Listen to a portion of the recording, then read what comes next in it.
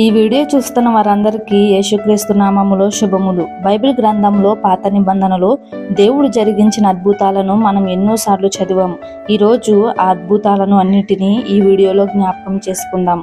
నిర్గమాకాండం 3వ అధ్యాయంలో మండుతున్నప్పటికీ కాలిపోని పొద ఒక అద్భుతంగా కనిపిస్తుంది. నిర్గమాకాండం 7వ అధ్యాయంలో మోషే అహరోనులు కర్రను సర్పంగా మార్చడం, నిర్గమాకాండం 7వ అధ్యాయంలోనే ఐగుప్తులో ఏటి నీళ్లు రక్తంగా మారడం, 12వ అధ్యాయం వరకు ఐగుప్తులో 10 తెగుళ్ళు అద్భుతంగా కనిపిస్తాయి.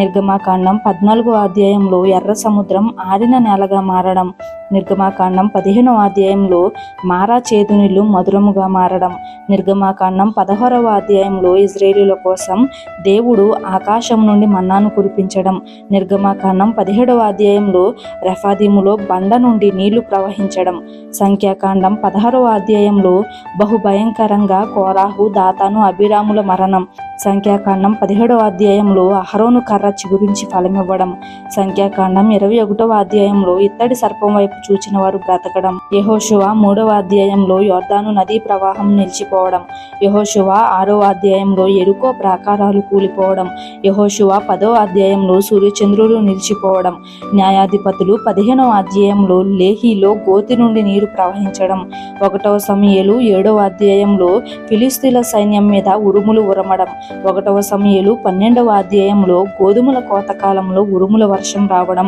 1వ రాజులు 17వ అధ్యాయంలో ఏలియాకు క్షామకాలంలో సమృద్ధి భోజనం, ఏలియా విధవరాలి కుమారుణ్ణి బ్రతికించడం, 2వ రాజులు 1వ అధ్యాయంలో ఏలియా ఆకాశము నుండి అగ్నిని రప్పించడం, 2వ రాజులు 2వ అధ్యాయంలో ఏలియా యోర్దాను నదిని పొడి నేలగా మార్చడం, ఏలియా సుడిగాలిలో ఆకాశానికి ఆరోహణం అవ్వడం, 2వ రాజులు 2వ అధ్యాయంలోనే ఎలీషా దుప్పటితో నీటిని ఆపివేయడం, 2వ రాజులు 2వ అధ్యాయంలోనే ఎలీషా నీటి ఓటలోని నీటిని బాగు చేయడం, 2వ రాజులు 2వ అధ్యాయంలోనే ఎలీషా ఎలుగుబంట్లను రప్పించడం, 2వ రాజులు 3వ అధ్యాయంలో ఎలీషా లోయను నీటితో నింపడం, 2వ రాజులు 4వ అధ్యాయంలో ఎలీషా విధవరాలికి నూనెను సమృద్ధిగా ఇవ్వడం, 2వ రాజులు 4వ అధ్యాయంలో ఎలీషా షునేమిరాలి కుమారుణ్ణి బ్రతికించడం, 2వ రాజులు 4వ అధ్యాయంలో ఎలీషా విషపు ఆహారాన్ని బాగు చేయడం, 2వ రాజులు 4వ అధ్యాయంలో ఎలీషా ఆహారాన్ని అధికం చేయడం, 2వ రాజులు 5వ అధ్యాయంలో